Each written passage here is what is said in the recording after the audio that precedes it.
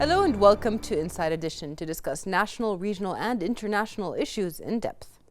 Not only did the Kingdom of Bahrain put massive efforts in preserving its heritage, it has also committed to sharing its valuable sense of history and identity through preserving monuments and archaeological sites and making them accessible to all. To know more about Bahrain's new archaeological excavations and discoveries, as well as the great efforts to preserve its deep-rooted history, impressive civilizations and rich heritage, we are pleased to welcome the Director of Museums Directorate at Bahrain Authority for Culture and Antiquities, Sheikh Khalifa bin Ahmed Al Khalifa, who is also designated as the national focal point for the World Heritage Convention and was appointed as Assistant Director at the Arab Regional Center for World Heritage.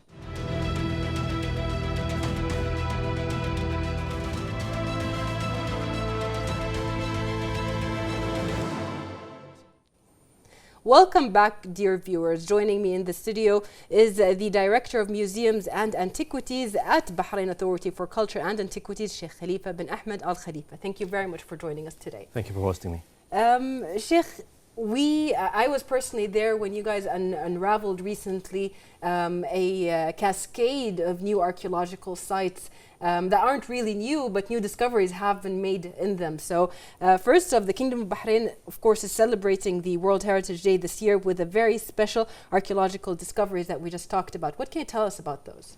As you have heard in the press conference that we've hosted, the excavations carried out from November of last year till March of this year. Yeah. This is a typical excavation season here in Bahrain, which takes place during the winter months. Yes.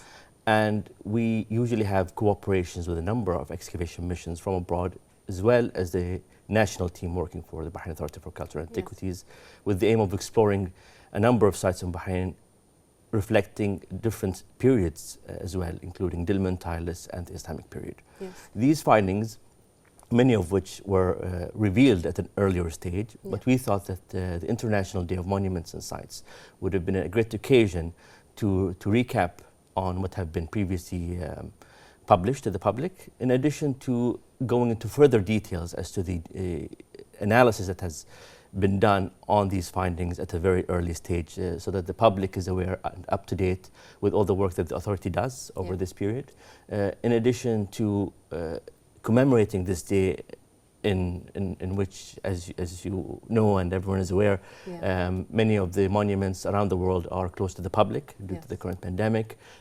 So we felt that it was important to commemorate this day even in these current situations. Yes, especially that this day is celebrated all over the world, and Bahrain is sort of a focal point in our region when it comes to the expression of these civilizations that have been here for thousands of years. I'm not just going to say 5,000, but now you can even count it as more of them. Now, there are cooperations with international excavation teams. There are teams from France, from Japan, from Great Britain, as well as a Danish team. What can you tell us about these collaborations? How strong are they? Or how necessary are they, especially with the amazing team or excavation team of Bahrain itself?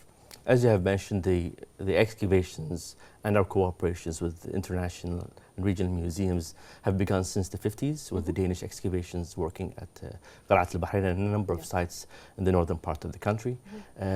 Our cooperations with the Mosgard Museum in Denmark still continues today, so you're talking more than 50 years of cooperations in the terms of archaeology. Again, with the French archaeological missions, we've also celebrated a couple of years ago 40 years of archaeological cooperation. And we do continue to explore new partnerships with a number of institutes in Japan. These partnerships allow us to capitalize on knowledge offered by these institutes that might not be available by academics here in Bahrain. As you might be aware, that certain fields are very specific. If we talk, for example, in terms of archaeobotany, something that's very specific, that requires specific labs, specific expertise. And it is a very common approach in archaeology that the international community works together in terms of exploring particular sites of specific importance. And as you might know, many of the excavations that were carried out this season were in World Heritage Sites, whether it's in Qarat al-Bahrain, but that unfortunately was suspended due to the current situation, and in Ali as well, in the Royal Mounds, in addition to other sites in Bahrain, which also have a potential of contributing to the rich historic narrative of the kingdom, Yeah. And we've explored those as well. If we look at our cooperation with, for example, the Exeter University with Professor Timinso that Yes. have been excavating in Samahij and have done some excavations in Muharraq in past seasons. Right. In Samahij, this is a situation where we were excavating a site in the middle of a cemetery being utilized by the local community, Right. which revealed a number of monuments, including foundations of a historic mosque, in addition to foundations as well of what appears to be a monastery or a church Yes. within that same location, Yeah. which can be dated to the 7th century. Yeah. All of these indications, and what I find fascinating in terms of archaeology in Bahrain, is that all of these sites and excavations are done in between communities. So our sites are not remote like in many other countries. Right. So the community feel engaged directly with these Right. excavations. They drive past it. They feel that it's part of their Heritage. existence and their social life. We've seen that clearly in Qalat al-Bahrain over the past 50 years Yeah. and in many other sites. And even this year we had excavations in Manama Souk, Yes. one of the busiest Exactly. locations of the country. So the archaeological research can be applied basically on any part of the country. And what tempted us to work on the mosque in Manama, particularly, it is a small mosque that initially was constructed in 1861. Yeah. But obviously the current structure is built in the 20th century. Yes.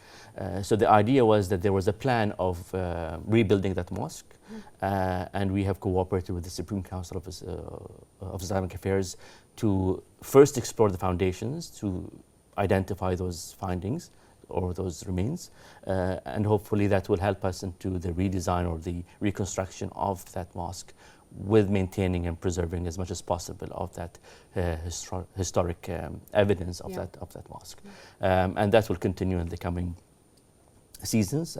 And it has been a very interesting project for us to be working in an urban setting that's congested and something that's different from our typical excavations in the past. Yes. I find it very fascinating. I'm going to go back to the part where you talked about archaeobotany, because one of the sites that were found in the northern governorate is actually the site, if I understood it correct during the press conference, of a farm or what resembles a farm. And if people go back to the history of Bahrain, it is the island of 1,000,000 palm trees. It has always been known for its rich soil and of the areas around it. So it really shows that even the older civilizations have always worked on that aspect of economy, of when it comes to farming lands, to having livestock and so on. That has always been what the rich land of Bahrain was all about, wasn't it? Absolutely. When you talk about Dilmun, you immediately refer to water, fresh water, and thus vegetation, lush palm trees and so forth. Even the site of Qalat al-Bahrain, when it was inscribed on the World Heritage List, part of the palm trees surrounding that site were within the boundary of that nominated property, because the cultural landscape is in essence part of the site itself. The site that you have mentioned that was discovered in Mogamba was in fact a number of agricultural plots discovered for the first time in Bahrain. They were about just over 300, with an average size of each plot about 1 square meter. Again, with irrigation channels. Yes. So that testifies, as you have mentioned, to the rich agrarian heritage of Bahrain, and especially from the Dilmun period. Even when you discovered that site, obviously it was, I wouldn't call it a surprise, but it was unexpected, because the initial idea was that it was a site dedicated to the civilization or the period of Tylus, considering that the surrounding sites, even within 200, 100 meters of that excavation, were of Tylus period. And in fact, we did find remains from Tylus in that tell, but under those remains were those Dilmun agricultural farms. So again, you have that vertical stratification that we see in many sites around Bahrain of these different periods. And when we have discovered that, we actually had a Japanese team that visited Bahrain to actually take samples of that sediment found on these plots, to have them analyzed. As I said, again, it's something that's very specific and requires a specific analysis and specific labs that are equipped with the expertise and equipment to do such an analysis, and the heritage of agriculture and farming, and it is a tragedy that we see a lot of green areas in Bahrain, Right. particularly in the northern part of Bahrain, that's historic. And not just in terms of archaeology, but as well in terms of intangible cultural heritage, Right. in terms of the communities living in the northern part of Bahrain's association with that landscape of greenery. It's being diminished, unfortunately, and it is our duty as well to preserve examples of that agricultural heritage, and we're doing that through these excavations and many other initiatives targeted towards agricultural heritage. And if I just can recall our participation in Expo Milan 2015 Yes. under the title Archaeologies of Green, which was precisely that. And there is a publication by the authority on that subject, and I do encourage the viewers who are interested in that subject to get a hold of a copy of that book, which explains quite neatly that rich heritage of agriculture in Bahrain. In order to go back to these issues later on, or to these findings later on, we first have to really know that, inspired by the natural and historical composition of the kingdom from the ancient Dilmunian civilization to the modern era, the Bahrain Authority for Culture and Antiquities chose the slogan of 2020 to be Delman, land of density. What is the significance of this theme, and what is the importance of spreading this historical knowledge among Bahraini young generations, people that, or kids that are coming up, and those in universities that are coming to know Bahrain as it is right now?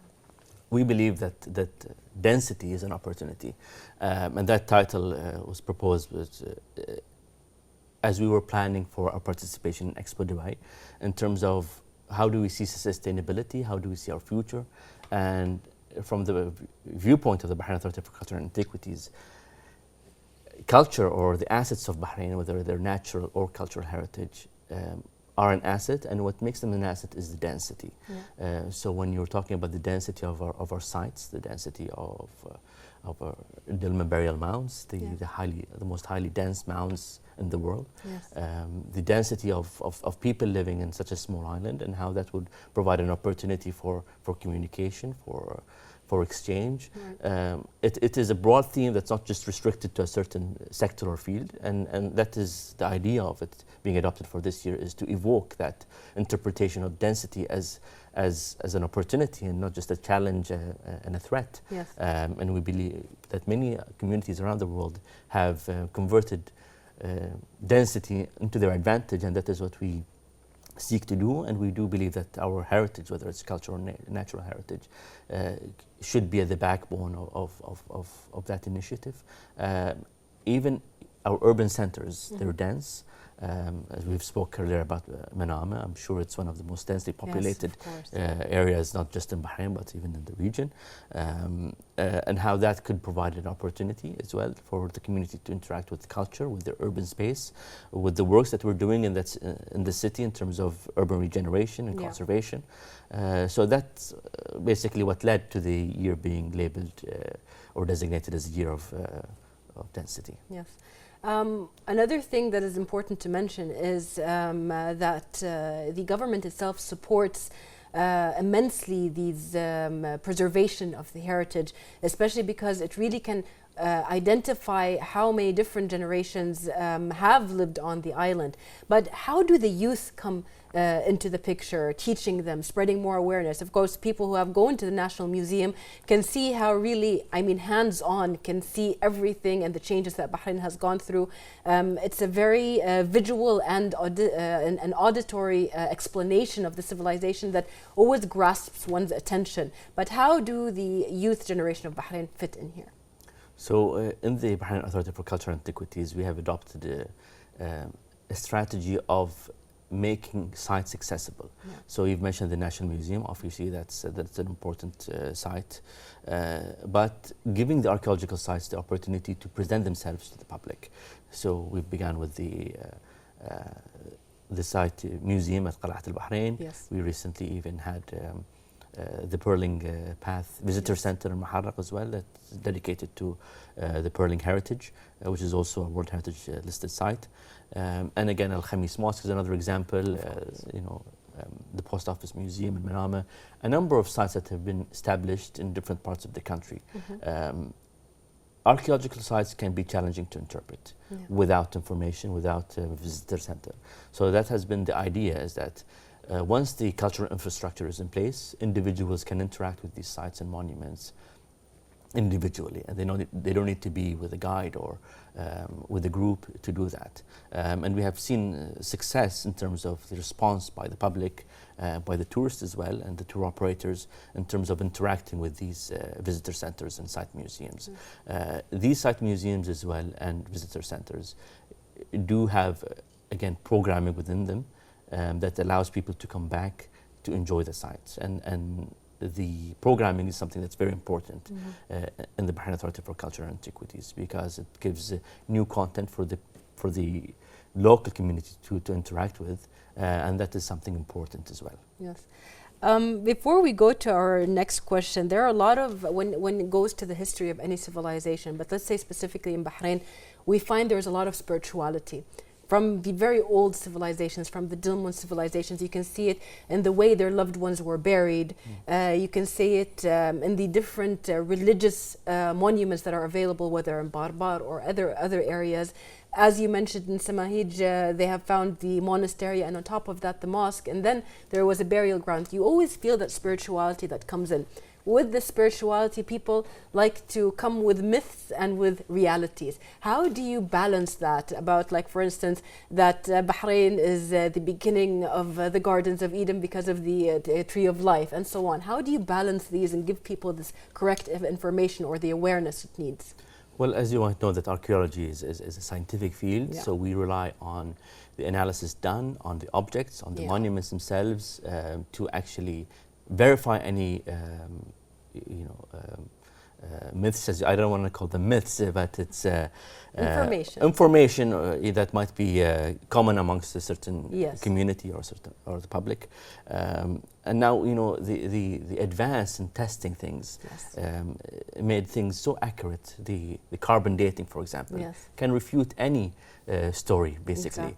And we do apply those technologies as well, and scientific analysis on certain things, and in many cases they have proved a story right, and in many cases they proved it wrong. But again, it's always interesting to keep people with their mythical beliefs as much as possible, and make them aware that yes, some things are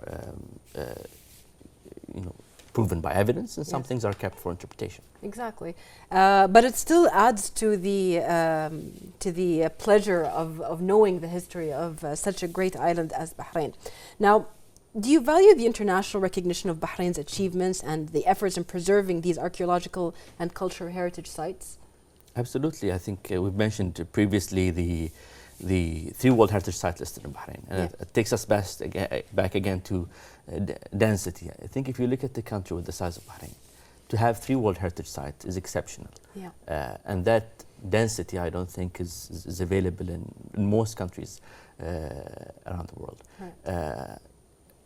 An individual can visit 3 World Heritage Sites in one day. Because they're basically geographically close to each other. Again, that's an opportunity that's offered that's not available in many other countries. And obviously we're working on more World Heritage Sites to be inscribed in due course. In Bahrain, we also have the Arab Regional Center for World Heritage, which is a UNESCO Category 2 center dedicated to the conservation and management of World Heritage Sites in the Arab world. I think that is an important recognition by Arab states and as well by UNESCO to have this center here in Bahrain, and it's operating on a regional scale as well, and it commonly hosts a number of experts from the region and internationally to debate and discuss matters relating to the conservation and management of World Heritage Sites. And you might imagine as well the state of World Heritage Sites in the Arab region and the challenges it faces, whether it's through armed conflict or mismanagement or urban encroachment, a number of factors that are having an impact on these sites, and the need to act actively and swiftly, as you mentioned, to tackle these challenges. Yeah, I mean, that's a very good point to where we enter in preserving these sites. The Middle East, the region, Bahrain in particular, are on the way between the East and the West, and they are on the Silk Road. They are on so many different mercenary roads that were available from before, and there is an immense number of heritage sites that have not yet been discovered, but probably when they will be discovered, it will be a different story. Bahrain itself is not done yet with its archaeological and its heritage sites, and maybe even the future more UNESCO heritage sites will be there. I'm referring to particularly the Christian discoveries, or the Christian era that was discovered recently in Bahrain. Tell me a little bit about that before we go back to the UNESCO heritage sites. The discovery of the monastery that I mentioned earlier in Samahij, similar sites have been discovered in neighboring countries of the same period. So, in the historic sense, it is. I don't want to say it's not something exceptional, but it's the first time that it's discovered here in Bahrain. And as I mentioned, its location, its geographical context, gives it that value. The pottery shards that were discovered in that site, that were analyzed by a colleague of ours, Professor Robert Carter, testify of that Christian presence within that period. In the field of archaeology, I think what's interesting is that, and we've referred to it earlier, is that vertical stratification. Yes. So it's different if you have a monastery in the middle of the desert with, away from a modern population, to a monastery that's discovered within an Islamic community, within a site that's actively being used. It gives it a different cultural context as well. And I think that is the strength of the discovery in Samahij. And as I mentioned, the works on that site would continue next season. And that stratification that we see in different parts of Bahrain, again, takes us back to that density theme that we have referred to earlier. And I think that is, what really makes Bahrain so unique. And if we refer to Qal'at al-Bahrain again, the vertical stratification of archaeology of 8 meters, spanning from Dilmun to the Islamic period, I think and that's what's warranted its recognition as a World Heritage Site, because it is truly something unique. You have either sites spread horizontally, so one site next to the other, or we have them vertically. And this is what we see in a number of sites in Bahrain. And obviously, all of these excavations will eventually be properly documented and eventually published as well, to be available to the researchers and anyone interested in the fields of history of Bahrain.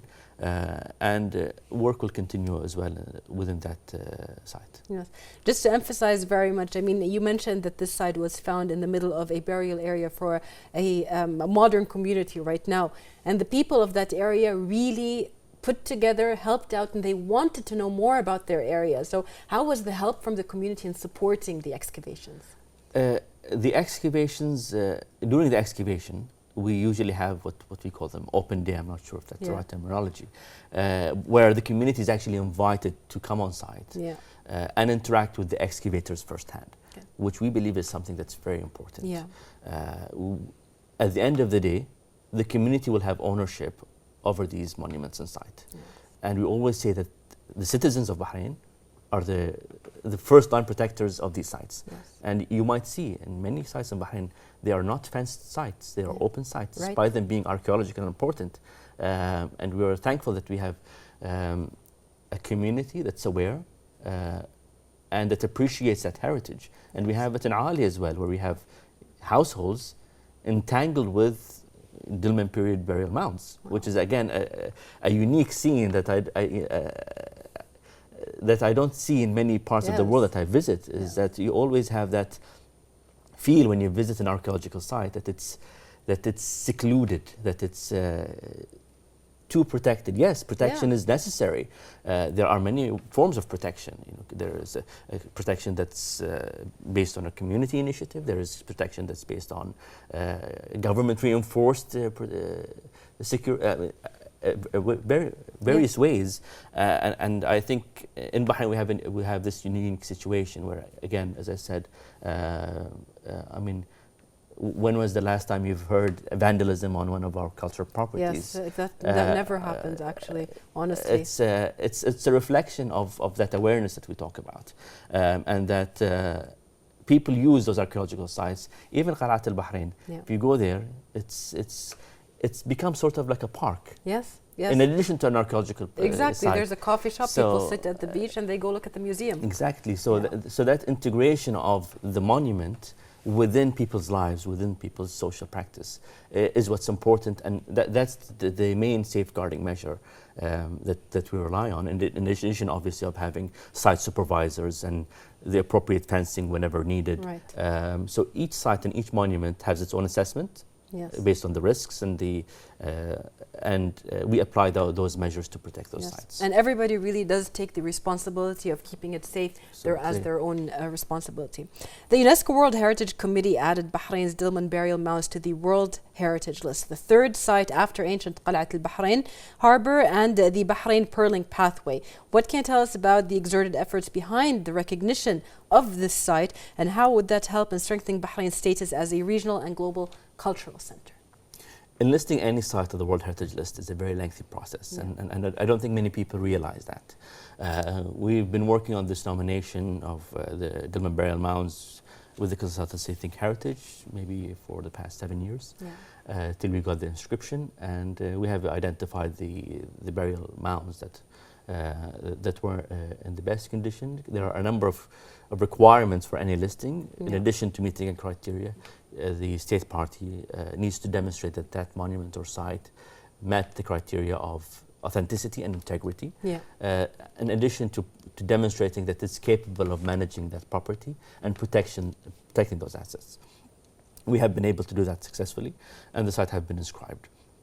And I want to mention as well here that the Dilmun burial mounds are something that's more diverse and complex than we just see or hear.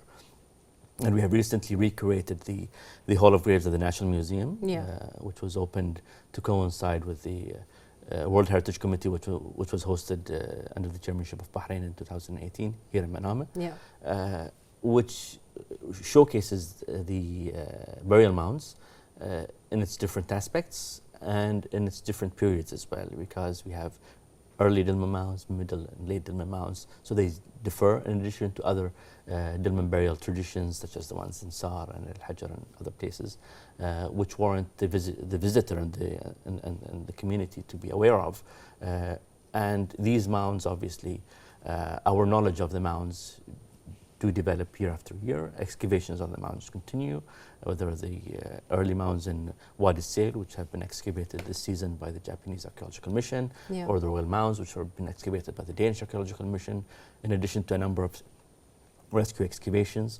So the burial mounds is something that's very interesting, and I think the people, once they visit that hall at the museum, will have a better understanding in a much more interactive way on this important cultural heritage. Yeah, especially that, as you say, it's a very diverse kind of archaeological finding, because even the recent mounds that were, or not mounds, the recent skeletons that were found in Mugaba also again tell another story of that era, doesn't it? In, the site in Mugaba this year that has been excavated was from the Talis period. Also by the Japanese Archaeological Mission, and again, Talis also has its own very interesting burial tradition. And we did have an important exhibition on the burial traditions of Talis at the museum a while back, which toured in a number of museums around the world, most importantly at the Hermitage in St. Petersburg in 2012. And in this season, probably in that excavation in Mugaba, what was fascinating is in one of the graves that were excavated, there was what appears to be a bag containing 10 coins at the hand of the deceased, which was discovered for the first time in a burial, in a Talis burial chamber. We have to understand that many of these burials were looted in antiquity, not in modern day. So many of the offerings are missing. So when you find an offering intact, that's quite a revelation for Exactly. the excavators. And I think once those coins are restored and conserved, they might give us an indication as to the time period, and again give us a better understanding of trade and commerce in the period of Titus. That's amazing. In performing its duties, the BACA dealt with several regional and international institutions. You mentioned some of them. They dealt with them through exchanging visits and expertise. How do you value these cooperations, and how do they contribute positively to the aspired goals that you have?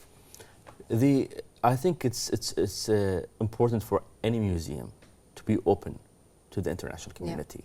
I think this is the spirit of our cultural exchange philosophy in museums and cultural institutes. We every season have new people coming, basically from different backgrounds. Right. I think as you see, we discover something, people get interested in it. We get, I wouldn't call it application, but people express their interest into exploring these matters further.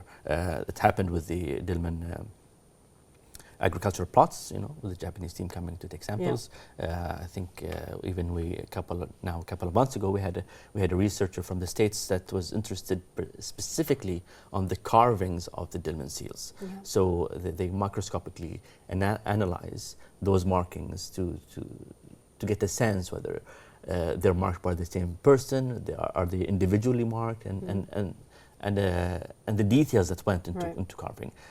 Dilmun seals, as you are aware, are something also very unique to Dilmun, and we also had exhibitions on that specifically, one of which is actually online virtually, so people can visit it through our website.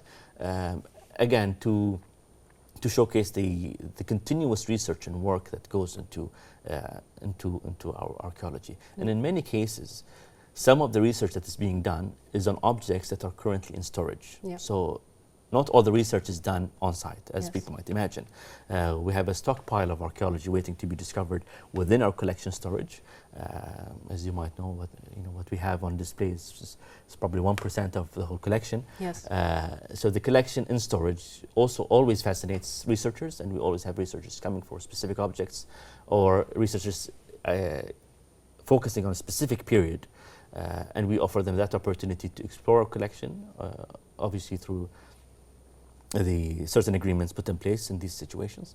And that's also a benefit to the National Museum, to get all these expertise from around the world, to explore the collection and to research it and publish it as well. And verify it as well. Before I move on to our next point, you did mention something I want to ask you about.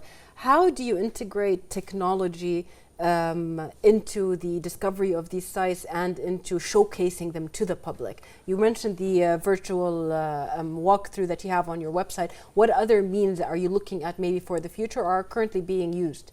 So currently in this excavation season, I have to say we relied a lot on drones and digital imagery as taken from drones. We have applied it in the site of Barbar and to map out the mounds and Hadi. And I wanted to mention as well that during the excavation season, we're not just focused on new discoveries. So there is work that's being done on applying these technologies that you have mentioned in terms of assisting the conservation of and management of these sites. And we have done that with the Barbar temples, with the Japanese team. It's important to have a baseline, basically, information that's up to date as to the state of that monument. And to ensure whether an intervention is required if a deterioration is detected that is eased by that form of scanning, basically. So in the Barbar temple, we have scanned now the site, and this is available as basically a 3D model digitally. So conservators can refer back to that in terms of parts of the site is affected. And when I say affected, it's not just in terms of physical damage. There are many elements that affect archaeological sites. Humidity, excessive heat, different climatic conditions that might contribute salinity if the site is close to the sea. So it's important to monitor these and to have plans in place as well. So that takes up a lot of time of the team at the Bahrain Authority for Culture and Antiquities. And we're hoping that these technologies will enable us to be more efficient in terms of surveying sites manually, basically, or just relying on photographic imagery or satellite imagery. These technologies will enable us to do our job in a more efficient way. Marvelous. The BACA also is keen to benefit from the widespread of technology of social media to serve its goals. The social media aspect when it comes to the BACA, when it comes to the museum itself, is very active in talking about the new discoveries and talking about future programs and so on. So can you tell us the importance and the effectivity of this approach, especially during the current health circumstances that we're facing? So we're relying now extensively on social media to send our message. And my colleague Sheikh Mohammed Al Khalifa was very keen from the beginning of this pandemic to ensure that culture can reach each individual on their device and their home, and as well can be used for educational purposes. Many of these virtual tours, digital content, was available in the past, but perhaps it wasn't accessible in a very comfortable way. So we made sure that there was an awareness campaign to guide people as to where to find that information. We've also, on a weekly basis, supplemented that information with new virtual tours of exhibitions, past exhibitions I'm referring to, in addition to some of the worksheets that were accompanying those exhibitions that parents can print and for their children. In addition to a number of initiatives such as the Object of the Week, where we highlight an object that's been in the collection storage and is not in the permanent galleries for the people to familiarize themselves with, and again convey a certain historic message through that object. And again, some initiatives that actually engage the public with us. So it's not just us feeding them information, but them contributing to the campaign. We had, for example, a campaign on 10 drawings in 10 days, where every day the team posts an image of some of the monuments, and artists or any individual can interpret that image in a painting according to their technique and their capability, and again share it on social media, and the team selects some of the highlights of those artistic productions and are reposted on the authorities' social media channels. To ensure that the engagement is continuing.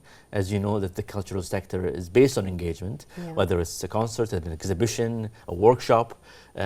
So I think communication should be a two-way street, and not just us conveying information, but us as well receiving information and feedback from the public, whether through these initiatives, and I'm sure there will be many more to come in the coming months. And I think even when the pandemic is over, I think this situation, I think, is leading a lot of museums and cultural institutions to reassess the way they're interacting with the public. And I think the digital platforms have certainly proven to be a very effective way of assisting museums and continuing their operations in these difficult times.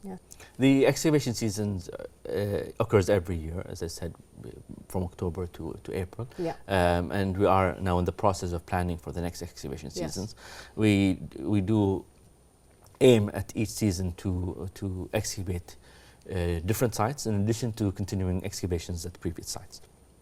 So we are with the team now to reassess that situation and continue excavations that have been suspended in March. Thank you very much, Sheikh Khalifa bin Ahmed Al Khalifa, Director of Museums Directorate at Bahrain Authority for Culture and Antiquities. And thank you, dear viewers, for watching us, and see you next week in another episode of Inside Edition.